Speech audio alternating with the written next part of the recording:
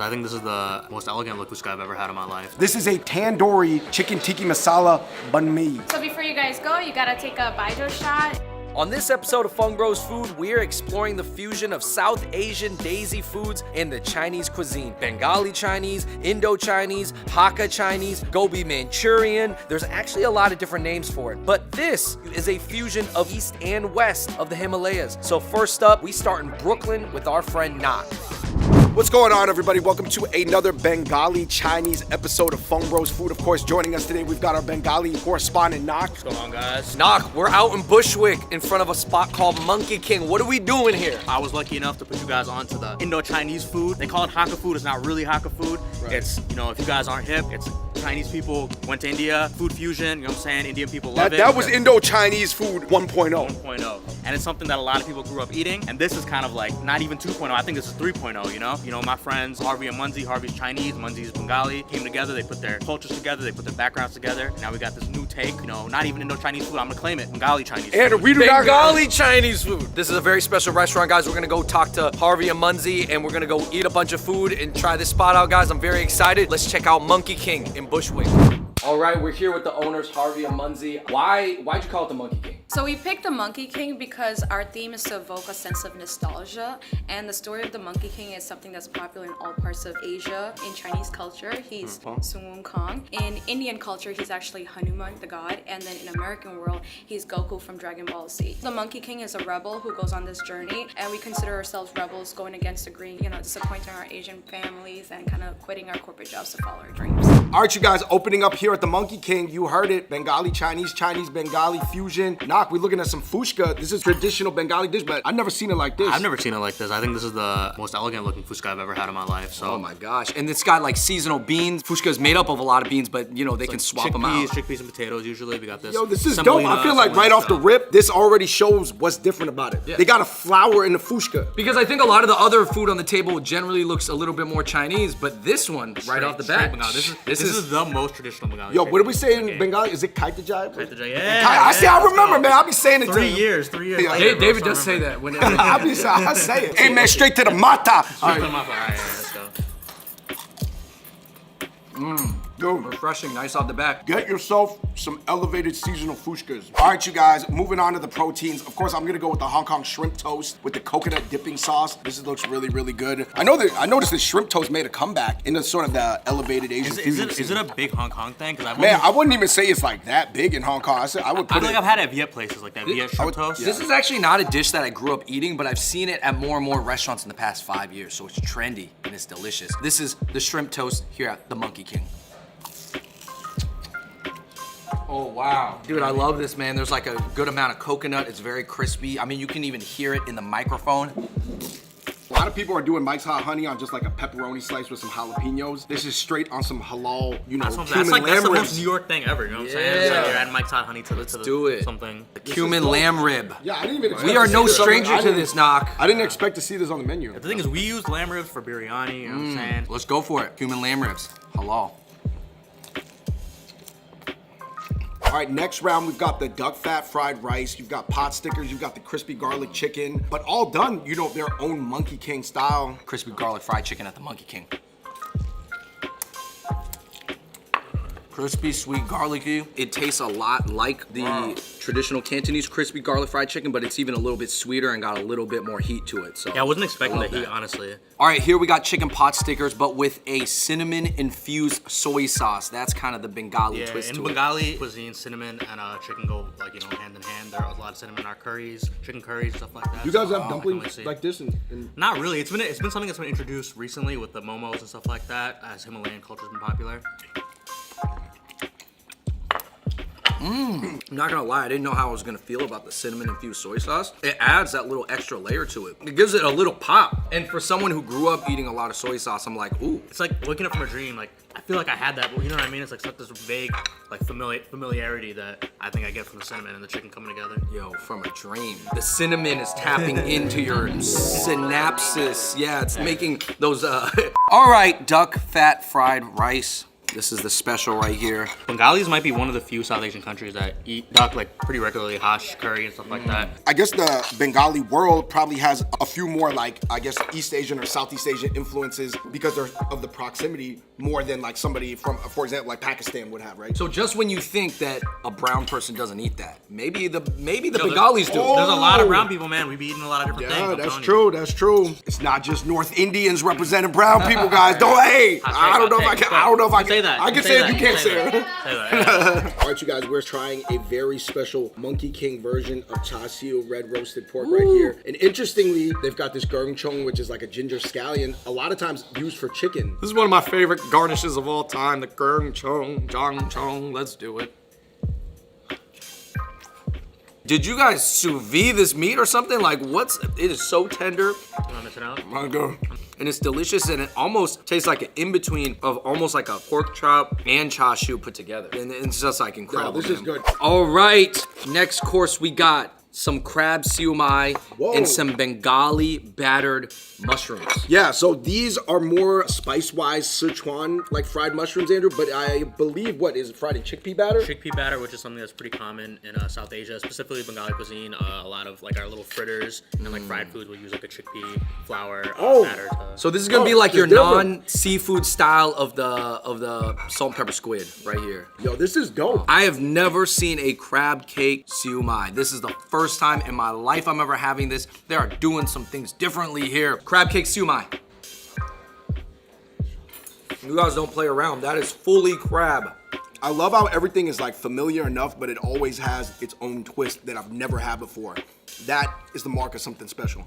Last but not least, ending off Monkey King, we have a classic Cantonese dish. This is the beef chow fun, aka the gong chong ngong ho, and it has ribeye beef inside. Let's get it. Yeah. This is actually, I think, my favorite Chinese dish Of all time. yeah. Of all time. Of all time. And I'm the one that's always putting my parents on to things they haven't tried. And I feel like, first of all, shout out to Pad CU. I think Pad CU's root dish is actually gong chao hall. But I feel like Pad CU over the past 10 years was beating it. But people reinventing this beef chow fun is gonna make it come back. Well, I think a lot of people, they don't Surge back in the game. A lot of people don't put effort into beef chow fun. Let's be honest. They let it be a little side dish. Noodles is real, Yeah, not even dark. You just put it on the menu, but I can tell that this is cooked all the way through, man. And then you guys have your special house-made kind of like Sichuan chili oil. I'm so excited about this because you guys do sauces so well here. Everything from the cinnamon infused soy sauce down to this, down to the peanut sauce.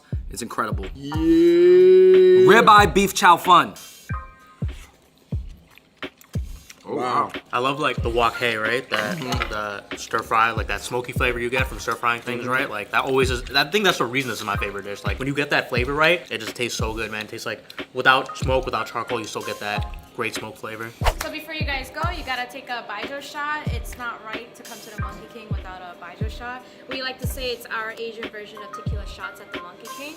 The way you do it is you lock eyes, you say ganbei, which is cheers in Chinese. Take the shot and then flip it upside down to show that it's neat. That means I don't want to see a droplet come out. If I see a droplet come out, then you might have to take another one. And these bad boys are 1/3 of a shot and they're 65%. These are strong shots. No, I know. Hey, I'm familiar with baijiu, Hey, but you guys, I don't do it often. to the Monkey King. Ganbei. Ganbei, ganbei. All right, you guys, we're still in Bushwick right now. You know, we just came from Indo-Chinese 3.0, the future. Obviously, that was their own story, journey to the east. But where we at now? Right in front of Indica House, we gotta do a classic Indo-Chinese food, you know what I'm saying? Once you try the futuristic stuff, it's good to have the appreciation for where it came from, the classics. Yo, I'm looking forward to some chicken lollipops. I'm looking forward to some Hakka noodles. Let's do it, man. Underrated cuisine, man. Let's go try it out. All right, you guys, we're looking at Indo-Chinese food. You know, the originator. This is the one that you'll find at numerous Bengali-owned Indian restaurants, right? And at Indian-owned Indian restaurants. So this is Indian food, but it's Chinese food, but it's from It's Indian, but it's Indian, but it's Chinese. Started by Chinese people who moved to India. So- but And it was started by Hakka people. That's why Hakka. they call this Hakka Yeah, food, so right? It's Hakka and Cantonese people that moved from southern China to Calcutta specifically, and you know they brought their cuisines with them. Yo, let's try the chicken lollipops. This is one of the most popular dishes. You gotta get the sauce, But man. what's really interesting is that I don't know if I don't eat this at Chinese restaurants. I think the idea of frying chicken came from Chinese people. You know what I mean? I don't think traditionally okay. It was an idea to fry All chicken. right, guys, chicken lollipop. So they kind of like loosen up the chicken chicken at the bottom of the drumstick, then push it up. Straight up, it's good.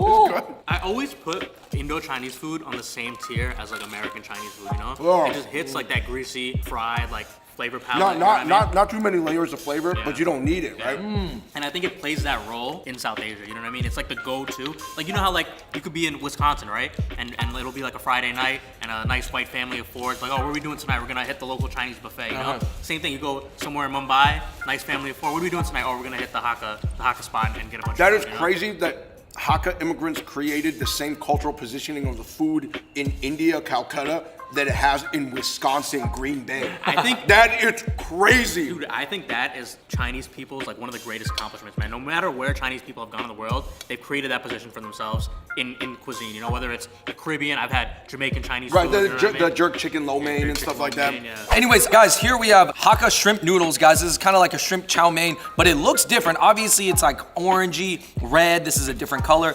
I would also kind of looks like a cross between like yakisoba too. Yo, it's good. This has become so popular that if you go to like an Indian grocery store now, they make instant noodles of this. You know what I mean? Indian brands make instant noodles of these Hakka style noodles that, you know, because it's what kids want to eat after school. It's what, like, you know, moms that don't want to cook what they can make. It's like that. It just plays the same role that I think Chinese food plays in America for a lot of people. So what exactly is Hakka and what exactly is Indian about this recipe in your opinion? Like the spices, obviously I do feel a little bit more spice obviously than the Chinese version that might be a little bit lighter in flavor, more soy sauce. It doesn't taste fully Chinese, doesn't taste fully Indian. It really is that mix. The thing is, like, Indian people don't have stir frying is not a technique in Indian cuisine. You know what I'm saying? Noodles exist in other formats, but not really in this style, right? So that is like what's really Chinese about it, the cooking techniques and the ingredients.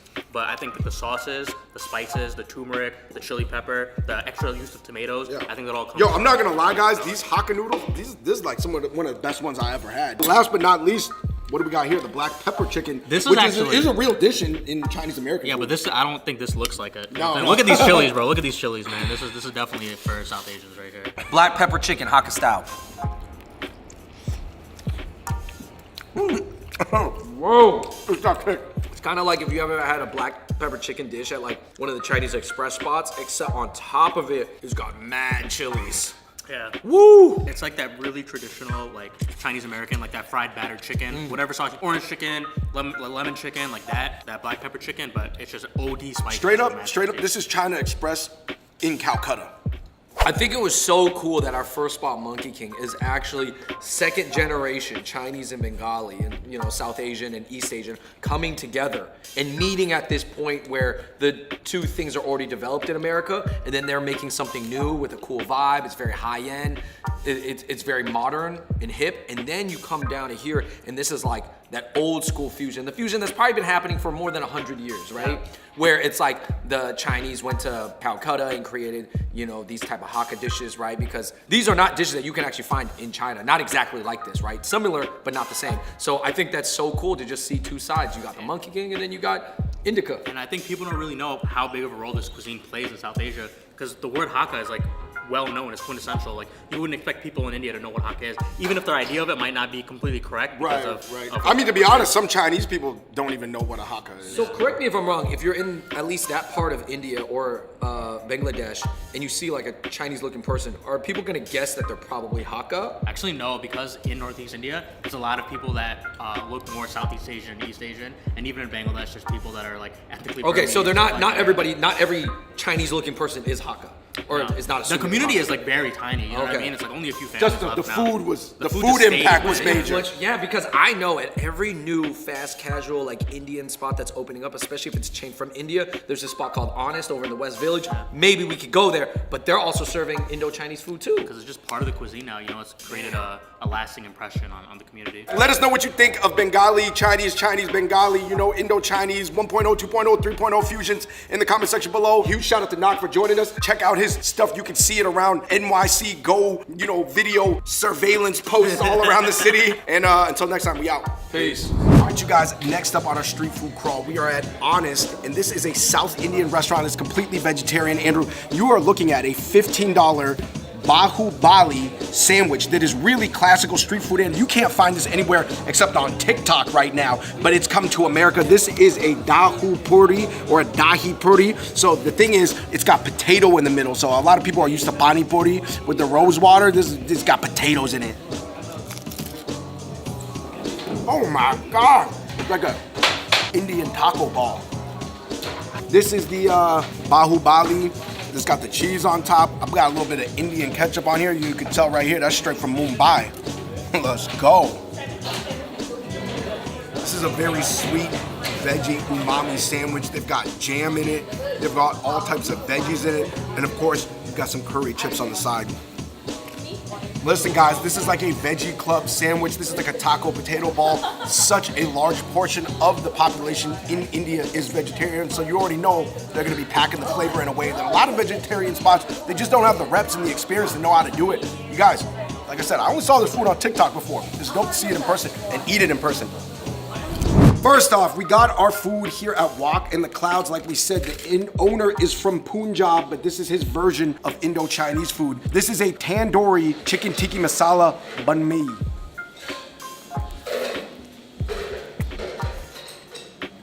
There are definitely some banh mi elements with the mayo, the cucumber, a little bit of the cilantro. However, I would say overwhelmingly, it does taste like an Indo-Chinese dish inside of a banh mi. All right, here we go. This is the Indian version of a momo.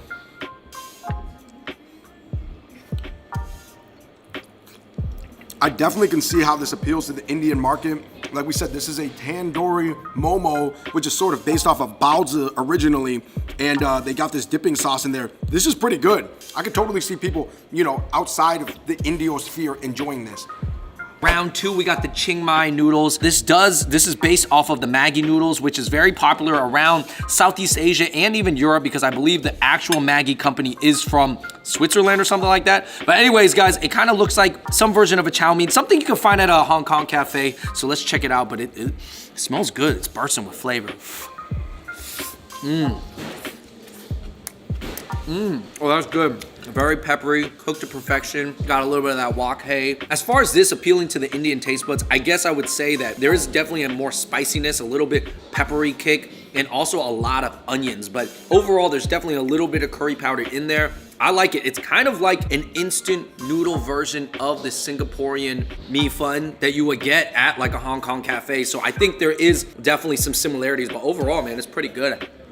Next up, we got garlic shrimp. Now, this does look like, appearance-wise, a lot of dishes I've seen before, but I gotta give it to them, man. The prawns are huge. There is, in the Indo-Chinese cuisine, tons of other kind of saucy dishes that you'd make over the wok. Like there's gobi Manchurian. They also have their own like Sichuan, Szechuan style chicken that they serve. This kind of looks like, if I had to guess, a little bit more like a Thai restaurant dish, like a basil shrimp, but let's check it out, man. Hey, you know what? Thailand though, also part of the Indiosphere, as in a lot of the cuisine has been influenced by India, so I'm not surprised that some of this might look like some Chinese Thai dishes.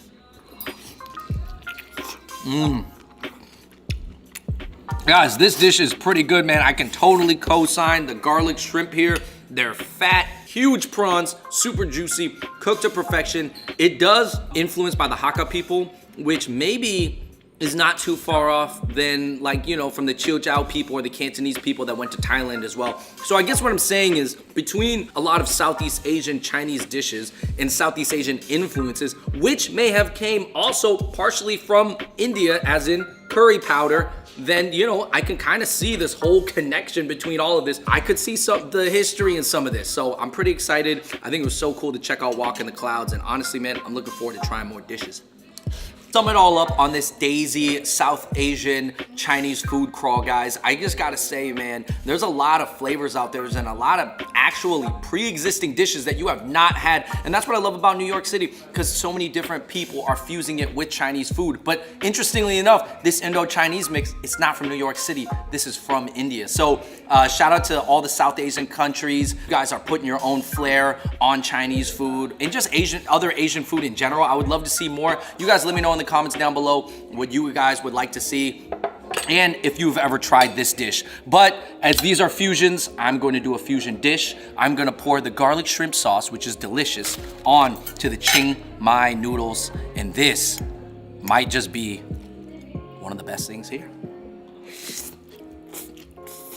Indo-Chinese food, man. I think it's a hit.